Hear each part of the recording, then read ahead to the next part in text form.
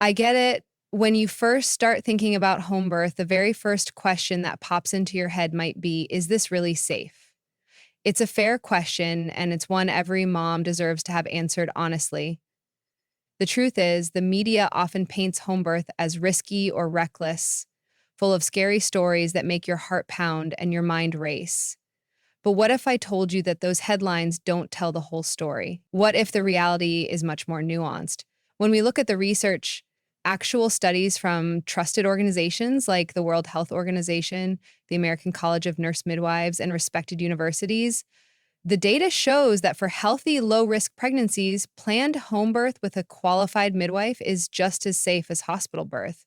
In some ways, it even offers benefits that hospitals can't match, like lower intervention rates, fewer cesareans, and higher satisfaction. And this isn't about luck or guesswork, it's about informed choice, preparation, and respectful care.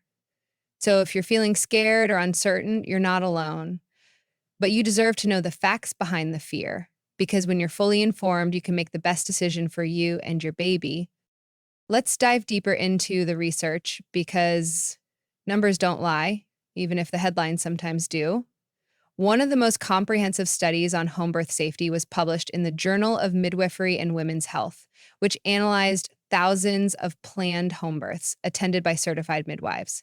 The study found that the rates of perinatal death and serious complications for low-risk pregnancies at home were comparable to those in hospital setting. In fact, women who gave birth at home experienced significantly fewer interventions such as cesarean sections, episiotomies, and instrumental deliveries. Another landmark report by the World Health Organization highlights that midwife-led care, including home birth, is associated with improved birth outcomes and higher satisfaction rates, especially when integrated into a supportive healthcare system. Of course, safety depends on many factors: the mother's health, the risk level of the pregnancy, the qualifications of the midwife, and having a clear transfer plan to a hospital if necessary. This is why professional organizations emphasize planned home birth with trained midwives for low-risk women, supported by seamless collaboration with hospitals. It's not about being anti-hospital or anti-doctor. It's about choosing a model of care that respects your body's natural ability while ensuring medical backup is ready if needed. So when you hear scary stories or see shocking statistics, remember, they often don't reflect planned home birth with professional care. Instead, they might involve unplanned deliveries, high-risk pregnancies, or births without trained attendants, which carry higher risks anywhere. Home birth, when planned well and supported by skilled professionals, is not reckless. It's deeply informed, personalized, and safe. Now, let's talk about the part that keeps most people up at night. What if something goes wrong? That question alone is why many women hesitate, even when every instinct in their body is saying, I don't want to give birth in a hospital. And the truth is, that's a valid concern. No one should downplay the importance of safety or dismiss those fears, but here's what most people don't understand. Planning a home birth doesn't mean ignoring emergencies. It means being prepared for them ahead of time with people who are trained to handle them calmly, professionally, and efficiently. A skilled midwife isn't just a sweet woman who rubs your back and lights candles.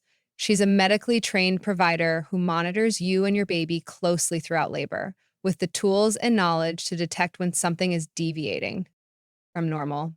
And if something needs to change, if labor stalls in a concerning way, if you develop high blood pressure, if the baby's heart tones shift, your midwife won't hesitate to transfer you to the hospital.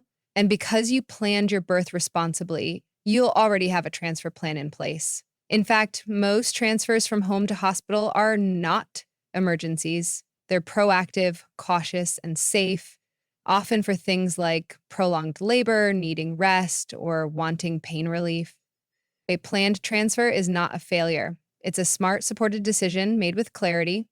You're not stuck, you're not alone, and you're not gambling. You're choosing to labor in the space where your body feels safe and to move when the plan needs to evolve. What most people forget is that hospitals themselves are not risk-free. Interventions like Pitocin, epidurals, continuous fetal monitoring, and induction increase the chances of a cascade of complications that can lead to more aggressive interventions, like emergency cesareans or instrumental deliveries. The sterile environment, the policy driven timeline, the shift changes, and unfamiliar faces, these all affect how your body labors. Fear, pressure, and disconnection from your support system can slow labor, intensify pain, and shake your confidence. That's why so many women feel safer, not less safe, birthing at home, because safety isn't just access to surgical tools, it's the ability to labor without trauma. It's being heard and seen. It's knowing the person at your birth has been with you throughout your pregnancy, has seen your heart open, and knows how to support you through the most intense transformation of your life. Home birth isn't about rejecting modern medicine, it's about protecting something sacred from unnecessary interference.